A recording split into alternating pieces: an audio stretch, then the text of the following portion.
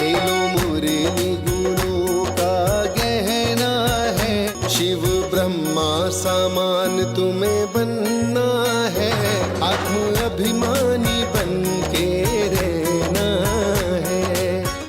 ओम शांति। आज 15 जून 2026 के प्यारे बाप दादा के अनमोल मधुर महावाक्य हैं। आज की मुरली के सार में भोलानाथ बाबा ने स्मृति दिलाई कि भोलानाथ बाबा आए हैं अभी तुमको ज्ञान का तीसरा नेत्र देने, जिस नेत्र से तुम तीनों लोकों तीनों कालों को जान जाते हो। मूल वतन, सूक्ष्म वतन, स्थूल वतन के आदि मध्य अंत को भी जानते हो। इसलिए तुम बच्चे अपने को त्रिकालदर्शी समझते हो। तुम मीठे मीठे बच्चों बगैर सृष्टि में कोई भी त्रिकालदर्शी नहीं होता। और कहा कि तुम बच्चों को अभी बाप सन्मुख बैठ अमर कथा, तिजरी की कथा, सत्यनारायण की कथा सुना रहे हैं। और कहा कि सच्चा बाबा ही आकर अभी सब सच सुनाते हैं, सचखंड का मालिक बनाते हैं। और कहा सारे कल्प में एक ही बार रूहानी बच्चों को रूहानी बाप मिलते हैं, रूहों को पढ़ाते हैं। और तो सब देह अभिमानी है। अभी संगम पर रूहानी बाप रूहानी बच्चों को कहते हैं तुम अच्छी रीति पढ़ो, बाप से पूरा वर्षा लो। बाप के वर्षे पर हर एक बच्चे का अधिकार है। फिर और स्मृति दिलाई कि तुम ब्राह्मण बच्चे ही जानते हो कि जिस बाप को हम सारा कल्प पुकारते आए हैं वह हमको बेहद का वर्षा देने के लिए अमर कथा सुना रहे हैं। अमर कथा सुनाई अमरपुरी का मालिक बनाते हैं। अमरपुरी स्वर्ग को कहा जाता है। बाबा कहे कलयुग में मनुष्य मरते हैं तो कहते हैं स्वर्गवासी हुआ। तो बाबा कहे अब उसने ऐसा क्या पुरुषार्थ किया जो स्वर्ग में गया। बाबा कहे तुम तो पुरुषार्थ करते हो स्वर्ग वैकुंठपुरी में जाने के लिए। पुरुषार्थ कराने वाला स्वयं अमर बाबा, जिसको अमरनाथ कहा जाता है, वह आकर पढ़ाते हैं, जिससे अमर लोक का मालिक बनाते हैं। फिर बहुत विशेष बात बताई कि यहाँ तुम बच्चे ज्ञान सुनते हो तो तुम्हारी कमाई होती है 21 जन्म के लिए। वह दुनिया में कोई एक ज्ञान सुनाते हैं तो उनको सब पैसे देंगे। यहाँ बाप तुम बच्चों को सुनाते हैं और तुम 21 जन्म के लिए साहूकार बनते हो। वहाँ सुनाने वाले की कमाई होती है, यहाँ सुनने वाले की कमाई होती, वो भी 21 जन्म के लिए। सुनते हैं प्यारे बाप दादा के अनमोल मधुर महावाक्य। आज बाबा कहे मीठे बच्चे, अमर बाबा आए हैं तुम्हें ज्ञान का तीसरा नेत्र देने। अभी तुम तीनों कालों और तीनों लोकों को जानते हो। आज मुरली से प्रश्न है, रूहानी बाप रूहों को वर्षा किस आधार पर देते हैं। उत्तर में बाबा कहे पढ़ाई के आधार पर। जो बच्चे अच्छी रीति पढ़ते हैं, देह अभिमान को छोड़ देही अभिमानी रहने का पुरुषार्थ करते हैं, उन्हें ही बाप का वर्षा मिलता है। लौकिक बाप सिर्फ बच्चों को वर्षा देते हैं, लेकिन पारलौकिक बाप का संबंध रूहों से है, इसलिए रूहों को वर्षा देते हैं। बाबा कहे लौकिक में बच्चे को वर्षा मिलता है, बच्ची को नहीं। यहाँ बाबा कहे सबको वर्षा मिलता है, क्योंकि रूहों का बाप रूहों को वर्षा देने आते हैं। आज मुरली में गीत बजा, भोलेनाथ से निराला कोई और नहीं, ऐसे बिगड़ी को बनाने वाला कोई और नहीं। ओम शांति। रूहानी बच्चे रूहानी बाप से अमर कथा सुन रहे हैं। इस मृत्यु लोक से अमर लोक में जाने के लिए।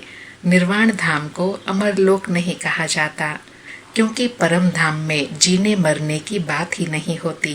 बाबा कहे अमर लोक जहाँ तुम अकाले मृत्यु को पाते नहीं हो, इसलिए उनको अमर लोक कहा जाता है। रूहानी बाप, जिसको अमरनाथ कहा जाता है, जरूर अमर लोक में ले जाने के लिए मृत्यु लोक में कथा सुनाएंगे। 3 कथाएं भारत में ही मशहूर हैं। अमर कथा, सत्यनारायण की कथा, तिजरी की कथा। भक्ति मार्ग में तो तिजरी का अर्थ कोई समझते ही नहीं है। ज्ञान का तीसरा नेत्र सिवाय ज्ञान सागर अमर बाबा के कोई दे न सके, यह भी झूठी कथाएं सुनाते हैं। मीठे मीठे रूहानी बच्चे अब जान गए हैं। क्या जान गए हैं कि हमको अब ज्ञान का तीसरा नेत्र मिल रहा है, जिस तीसरे नेत्र से तीनों कालों तीनों लोकों को तुम जान चुके हो। बाबा कहे तीसरे नेत्र से तुम क्या जान चुके हो? तीनों कालों को, तीनों लोकों को जान चुके हो, सृष्टि के आदि मध्य अंत को जान चुके हो। बाबा कहे मूल वतन, सूक्ष्म वतन, स्थूल वतन के आदि मध्य अंत को भी जान चुके हो, इसलिए बच्चे अपने को त्रिकालदर्शी भी समझते हैं। तुम मीठे मीठे बच्चों बिगर सृष्टि में कोई त्रिकालदर्शी नहीं होता, क्योंकि बाबा कहे तुमने बाप को जाना और तुम बाप के द्वारा फिर त्रिकालदर्शी बनते हो। बाबा कहे तीनों कालों अर्थात सृष्टि के आदि मध्य अंत को नहीं जानते, मूल वतन, सूक्ष्म वतन को बहुत जानते हैं, परंतु तीनों कालों के आदि मध्य अंत को कोई नहीं जानते। अब मीठे मीठे रूहानी बच्चे रूहानी बाप से सुन रहे हैं, हम उनके बच्चे बने हैं। एक ही बार तुम रूहानी बच्चों को रूहानी बाप मिला है। बाबा कहे सारे कल्प में रूहानी बाप आकर रूहानी बच्चों से मिलते हैं। बाबा कहे रूहों को पढ़ाते हैं और सब देह अभिमानी होने के कारण कहते हैं मैं यह पढ़ता हूँ, मैं यह करता हूँ। देह अभिमान आ जाता है। अभी इस संगम पर रूहानी बाप आकर रूहानी बच्चों को कहते हैं, क्या कहते हैं कि तुम अच्छी रीति पढ़ो, क्योंकि बाबा कहे जितना पढ़ेंगे उतना उच्च पद पाएंगे। बाबा कहे बाप से हर एक बच्चा वर्षा लेने का हकदार है, क्योंकि सब रूहानी बच्चे हो ना। बाबा कहे तुम सब रूहानी बच्चे हो ना, तो रूहानी बाप आकर कहते हैं बच्चे अच्छी रीति पढ़ो। बाबा कहे लौकिक संबंध में सिर्फ बच्चा वर्षे का हकदार बनता है, इसलिए पारलौकिक संबंध में सभी बच्चों रूहों को वर्षा मिलता है। अमरनाथ की भी कथा सुनाते हैं, कहते हैं पार्वती को पहाड़ी पर कंदराव में जाकर कथा सुनाई। यह तो रॉन्ग है ना। अब तुम बच्चे जानते हो झूठ क्या है, सच क्या है। सच तो जरूर सच्चा बाप ही सुनाएंगे। बाप एक ही बार सच सुनाई सच खंड का मालिक बनाते हैं। तुम जानते हो, क्या जानते हैं कि इस झूठ खंड को आग लगनी है। यह जो कुछ देखने में आता है यह नहीं रहेगा, समय बाकी थोड़ा है। यह शिव बाबा का ज्ञान यज्ञ है। जैसे लौकिक संबंध में बाप यज्ञ रचते हैं, कोई रुद्र यज्ञ रचते हैं, कोई गीता यज्ञ, कोई रामायण यज्ञ रचते हैं। यह है शिव बाबा व रुद्र ज्ञान यज्ञ, यह अंतिम यज्ञ है। बाबा कहे यह इतना महायज्ञ और अंतिम यज्ञ है, क्योंकि इसमें बाबा कहे सब आहुति पड़ती है। आत्मा की, शरीर की, पांचों तत्वों की, सबकी आहुति पड़ती है। तब यह सृष्टि पूर्णतः परिवर्तन होती है व ये कहे पूर्णतः शुद्धिकरण होता है। बाबा कहे तुम जानते हो हम अमरपुरी में अब जा रहे हैं, बाकी थोड़े मिनट का अब रास्ता है। कोई भी मनुष्य को यह पता नहीं है। वह तो कह देते हैं मृत्यु लोक से अमर लोक में जाने के लिए 40,000 वर्ष अभी पड़े हैं। अमर लोक सतयुग को कहा जाता है। तुम बच्चों को अभी बाबा सन्मुख बैठ अमर कथा, तिजरी की कथा, सत्यनारायण की कथा सुना रहे हैं। भक्ति मार्ग में क्या क्या होता है वह तो देखा। भक्ति मार्ग का कितना विस्तार है।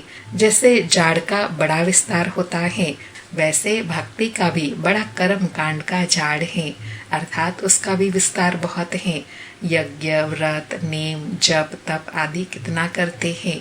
इस जन्म के भगत तो बहुत बैठे हैं। मनुष्य की वृत्ति होती रहती है। तुम भक्ति मार्ग में आए हो तब से दूसरे धर्म स्थापन हुए हैं। हर एक का अपने धर्म से कनेक्शन है। हर एक की रस्म रिवाज अलग है। भारत अमरपुरी था, भारत अब मृत्यु लोक है। बाबा कहे पहले अमरपुरी था। कब? जब आत्मा सतो प्रधान थी, सातों गुणों में संपूर्ण थी। और अब बाबा कहे मृत्यु लोक है, क्योंकि सातों गुण आत्मा में सिर्फ लेस मात्र रह गए हैं। अब फिर से बाबा कहे जब वह सातों गुणों से भरपूर हो तब सतो प्रधान बने और फिर अमरपुरी में जा सके। बाबा कहे तुम आदि सनातन देवी देवता धर्म वाले थे, परंतु अब पतित होने के कारण तुम अपने को देवता कहला नहीं सकते। यह तुमको भूल गया है। क्या भूल गया है? कि हम सो देवता थे। जैसे कहते हैं क्राइस्ट ने हमारा धर्म स्थापन किया तो हमारे क्रिश्चियन चले आए हैं, ऐसे नहीं कि यूरोपियन धर्म के हैं। वैसे तुम हिंदुस्तान में रहने वाले अथवा भारत में रहने वाले देवी देवता धर्म के हो, परंतु अपने को देवता कहला नहीं सकते। लेकिन बाबा कहे मूल बात क्या है कि अपने को देवता क्यों नहीं कहलाते, क्योंकि वो देवी गुण नहीं है, सतो प्रधान अवस्था नहीं है। बाबा कहे समझते हो हम पापी नीच कंगाल विकारी हैं। भक्ति मार्ग में मनुष्य दुखी होते हैं तो बाप को ही पुकारते हैं। यह सिर्फ तुम ब्राह्मण बच्चे ही जानते हो कि जिस बाप को पुकारते आए हैं वह हमको बेहद का वर्षा देने के लिए अमर कथा सुना रहे हैं। हम अमरपुरी के मालिक बनने वाले हैं। अमरपुरी स्वर्ग को कहा जाता है। तुम कहेंगे हम स्वर्गवासी बनने के लिए पुरुषार्थ कर रहे हैं। कलयुग में मनुष्य मरते हैं तो कहते हैं स्वर्गवासी हुआ। अब उसने कोई स्वर्ग में जाने के लिए पुरुषार्थ थोड़े ही किया। बाबा ने कितनी गुह्य बात बताई कि कितना सरल रीति कहते हैं कि स्वर्ग पधारा। क्या बाबा कहे स्वर्ग में जाने के लिए उन्होंने कोई पुरुषार्थ किया जो स्वर्ग में गए? बाबा कहे तुम तो पुरुषार्थ कर रहे हो अमरपुरी वैकुंठ में जाने के लिए। पुरुषार्थ कराने वाला कौन? अमर बाबा, जिसको अमरनाथ भी कहा जाता है। इस यज्ञ को पाठशाला भी कहा जाता है। दूसरे कोई पाठशाला को यज्ञ नहीं कहा जाता। यज्ञ अलग रचे जाते हैं जिसमें ब्राह्मण लोग बैठ मंत्र पढ़ते हैं। बाप कहते हैं यह तुम्हारा कॉलेज भी है, यज्ञ भी है, दोनों इकट्ठे हैं। बाबा कहे और कहीं यज्ञ और कॉलेज इकट्ठे नहीं होते हैं। यहाँ तुम्हारा कॉलेज भी है क्योंकि तुम पढ़कर मनुष्य से देवता बनते हो, और यह यज्ञ भी है जिसमें तुम अपना सब कखपन स्वाहा करते हो। बाबा कहे तुम जानते हो इस ज्ञान यज्ञ से विनाश ज्वाला प्रज्वलित हुई है।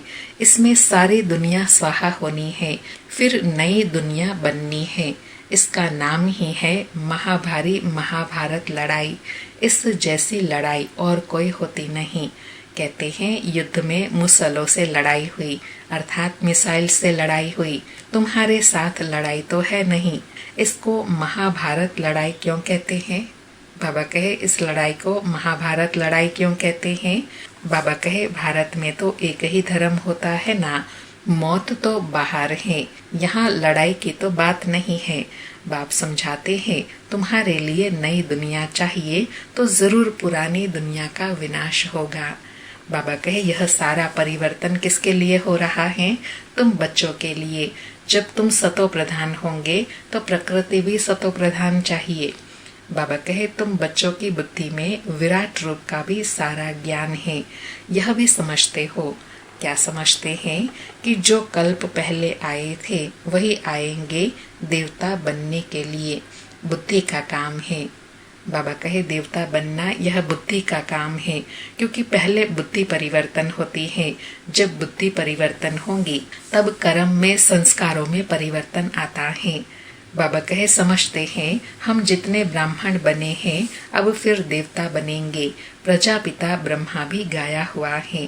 परम पिता परमात्मा ब्रह्मा द्वारा मनुष्य सृष्टि रचते हैं, इसलिए ब्रह्मा को प्रजापिता कहते हैं। परंतु कैसे कब रचते हैं यह कोई नहीं जानते। क्या शुरू में मनुष्य नहीं है जिनको रचते हैं? बुलाते ही है हे पतित पावन आओ। तो जब मनुष्य पतित होते हैं तब तो बाप आते हैं। दुनिया को बदलना है। बाबा कहे पुरानी दुनिया के जब बदलने का समय होता है तब ही मैं आता हूँ। तुमको बाप नई दुनिया का लायक बनाते हैं। अभी सब तमो प्रधान पुरानी दुनिया में हो, फिर सतो प्रधान बनना है। बाप ने समझाया है हर एक मनुष्य मात्र को, हर चीज को सतो रजो तमो में आना होता है। दुनिया नई से पुरानी जरूर होती है। कपड़ा भी नया पहनते हैं फिर पुराना होता है। तुमको ज्ञान मिला है सच्चे सत्य नारायण की कथा अभी तुम सुन रहे हो। बाबा कहे तुमको यह जो ज्ञान मिला ना, ये कौन सा ज्ञान है? सच्ची सत्य नारायण की कथा, जिस कथा को सुनने से तुम नर से नारायण बन जाते हो। बाबा कहे गीता है सर्वशास्त्रमय शिरोमणि, बाकी है उनके बाल बच्चे। जैसे ब्रह्मा की वंशावली वैसे गीता है मुख्य। ऊंच ते ऊंच माँ बाप, बाकी है बच्चे। अभी माँ बाप से वर्षा मिल सकता है।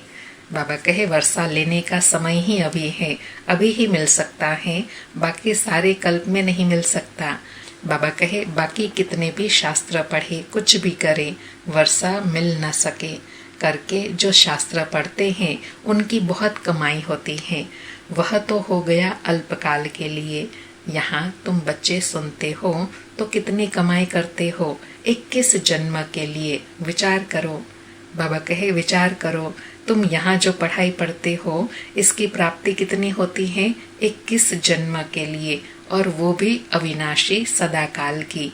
बाकी तो इस दुनिया की जो भी प्राप्तियां है अल्पकाल के लिए हैं। बाबा कहे वह एक सुनाएंगे, सब उनको पैसे देंगे।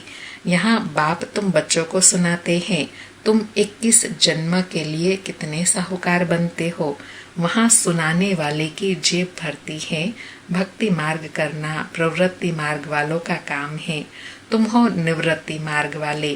बाबा ने कितनी गुह्य बात बताई कि दुनिया में सुनाने वाले की जेब भरती है, और यहाँ जो बाबा सुनाते हैं जिन बच्चों को, उनकी जेब भरती है। वह कहे कि वह आत्माएं प्राप्ति करती है, और वो भी 21 जन्म के लिए। बाबा कहे भक्ति आदि करना प्रवृत्ति मार्ग वालों का काम है, तुम हो निवृत्ति मार्ग वाले। तुम जानते हो, क्या जानते हैं, स्वर्ग लोक में हम पूज्य थे, नहीं तो 84 जन्मों का हिसाब कहाँ से आए। वह है रूहानी ज्ञान जो सुप्रीम रूह ज्ञान सागर से मिलता है। पतित पावन बाप ही सबके सदगति दाता है। हम बच्चों को अमर कथा सुना रहे हैं। जन्म जन्मांतर झूठी कथा सुनते आए हो, अब सच्ची कथा सुनकर तुम 16 कला संपूर्ण बनते हो। चंद्रमा को 16 कला संपूर्ण कहा जाता है, सूर्य के लिए नहीं कहते हैं। बाबा ने फिर कितनी गुह्य बात बताई कि यह जो कला उतरती और चढ़ती है, यह चंद्रमा के लिए कहा जाता है कि जब चंद्रमा संपूर्ण होता है तो 16 कला होता है, फिर उसकी कला कमती बढ़ती होती है। लेकिन सूर्य के लिए नहीं कहेंगे, सूर्य सदा एक ही स्थिति में रहते हैं, जिनकी तुलना फिर शिव बाबा के साथ करते हैं, और चंद्रमा की तुलना फिर बच्चों के साथ करते हैं। बाबा कहे तुम जानते हो, क्या जानते हैं कि हम आत्माएं भविष्य में सर्वगुण संपन्न 16 कला संपूर्ण बनेंगे। फिर आधा कल्प के बाद उन्हों में खाद पड़ जाती है। अभी तुम समझते हो हम फिर से सर्वगुण संपन्न 16 कला संपन्न 100 देवता फिर से बन रहे हैं। हम आत्माएं पहले अपने घर में जाएंगी, फिर हम शरीर धारण कर 100 देवता बनेंगे, फिर चंद्रवंशी घराने में आएंगे। 84 जन्मों का हिसाब किताब चाहिए, किस युग में किस वर्ष में कितने जन्म हुए। बाप ने 84 जन्मों की सच्ची सच्ची कथा अब सुनाई है। बाबा कहे तुम बच्चों को कहेंगे तुम भारतवासी 84 जन्म लेते हो, अपने को एक तो ब्राह्मण समझना पड़े।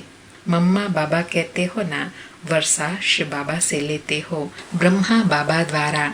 ब्रह्मा भी उनका हो गया, किनका, शिव बाबा का। ब्रह्मा से वर्षा मिल न सके, यह भी भाई हो गया, क्योंकि बाबा कहे एक ही पिता के सब संतान है ना, तो ब्रह्मा बाबा भी बड़े भाई हो गए। बाबा कहे यह शरीरधारी है ना, तुम सब बच्चे वर्षा उनसे शिव बाबा से लेते हो, इन ब्रह्मा से नहीं। जिससे वर्षा नहीं पाना है उनको याद नहीं करना है, एक शिव बाबा को याद करना है। इसलिए बाबा हमेशा कहते हैं ना, याद शिव बाबा को करना है और फॉलो ब्रह्मा बाबा को करना है। बाबा कहे उनको शिव बाबा को ही कहते हैं, तुम मात पिता हम बालक तेरे, तुमरी कृपा ते सुख घने रे। तुम इनके पास आते हो तो बुद्धि में रहता है, हम शिव बाबा के पास जाते हैं। याद शिव बाबा को ही करना है।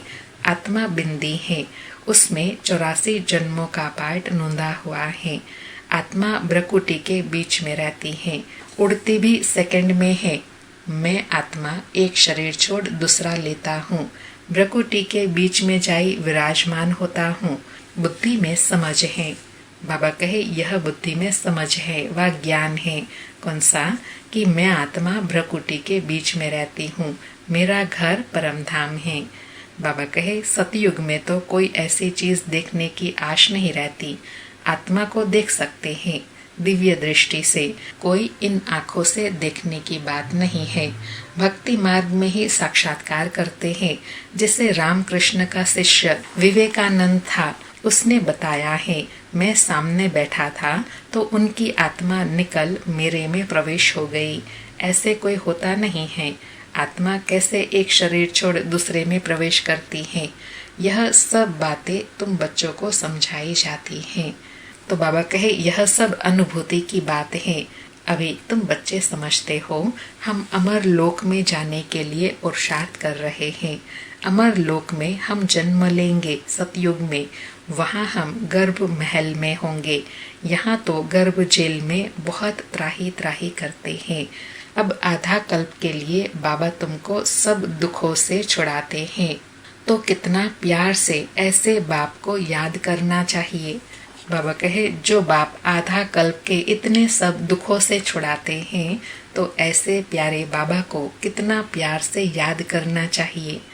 अच्छा, मीठे मीठे सिकेलधे बच्चों प्रति माता पिता बाप दादा का याद प्यार और गुड मॉर्निंग। रूहानी बाप की रूहानी बच्चों को नमस्ते। हम रूहानी बच्चों की रूहानी माता पिता बाप दादा को याद प्यार गुड मॉर्निंग और नमस्ते नमस्ते। सारी मुरली से धारणा के लिए सार है। पहला पॉइंट, स्वयं को रूह समझ रूहानी बाप से पढ़कर पूरा वर्षा लेना है। सचखंड का मालिक बनने के लिए सच्ची कथा सुननी और सुनानी है। दूसरा पॉइंट, जिस बाप से बेहद का वर्षा मिलता है उसे ही याद करना है, किसी देहधारी को नहीं। इस पुरानी दुनिया को आग लगनी है, इसलिए इसे देखते भी नहीं देखना है। आज प्यारे बाबा का वरदान है, साइलेंस की शक्ति द्वारा अपने रजिस्टर को साफ करने वाले लोकप्रिय प्रभु प्रिय भव। साइलेंस की शक्ति द्वारा अपने रजिस्टर को साफ करने वाले लोकप्रिय प्रभु प्रिय भव। स्पष्टीकरण है, जैसे साइंस ने ऐसी इन्वेंशन निकाली है जो लिखा हुआ सब मिट जाए, मालूम ना पड़े, ऐसे आप साइलेंस की शक्ति से अपने रजिस्टर को रोज साफ करो तो प्रभु प्रिय व देवी लोकप्रिय बन जाएंगे। सच्चाई सफाई को सभी पसंद करते हैं, इसलिए एक दिन के किए हुए व्यर्थ संकल्प व व्यर्थ कर्म की दूसरे दिन लीक भी न रहे, अर्थात छोटी सी लाइन भी न रहे। बीती को बीती कर फुल स्टॉप लगा दो तो रजिस्टर साफ रहेगा और साहिब राजी हो जाएगा। आज बाबा ने कितनी गुह्य बात और गुह्य स्थिति बनाने के लिए कहा कि साइलेंस की शक्ति में इतनी पावर है, जैसे साइंस में पावर है। लिखी हुई चीज को ऐसे मिटाएंगे जैसे मालूम ही नहीं पड़ता कोई चीज थी। ऐसे बाबा कहे साइलेंस की शक्ति है। साइलेंस की शक्ति भी पुराने स्वभाव संस्कारों को ऐसे परिवर्तन करती व मिटाती है जो आत्मा एकदम सतो प्रधान बन जाती है। और जो आत्मा ऐसे सच्चे दिल से साफ दिल से परिवर्तन करती है, ऐसे बच्चे ही बाबा को प्रिय हैं। लोग प्रिय भी ऐसे बच्चे ही बनते हैं। आज का स्लोगन है, व्यर्थ संकल्प करना व दूसरों के व्यर्थ संकल्प चलाने के निमित्त बनना यह भी अपवित्रता है। व्यर्थ संकल्प करना व दूसरों के व्यर्थ संकल्प चलाने के निमित्त बनना यह भी अपवित्रता है। आज के अव्यक्त इशारे हैं, सदा हर्षित रहने के लिए अपनी नेचर को सरल बनाओ, सहनशील बनो। आज नेचर को सरल बनाने के लिए कहा कि मन वाणी कर्म में सरलता और सहनशीलता यह दोनों आवश्यक हैं। अगर सरलता है, सहनशीलता नहीं तो भी श्रेष्ठ नहीं। सरलता के साथ सहनशीलता है तो शक्ति स्वरूप कहा जाता है। शक्तियों के चित्रों में सरलता और सहनशीलता दोनों ही गुण दिखाई देते हैं। अभी की रिजल्ट में कहाँ सहनशीलता अधिक है, कहाँ सरलता अधिक है। अब इन दोनों को समान बनाओ। बाबा कहे शक्तिशाली स्वरूप बनने के लिए दोनों गुणों का बैलेंस रखना है। सरलता और सहनशीलता का। जब दोनों का बैलेंस होगा तब आत्मा में शक्ति भरती जाएगी। अच्छा, ओम शांति। शुक्रिया बाबा, शुक्रिया।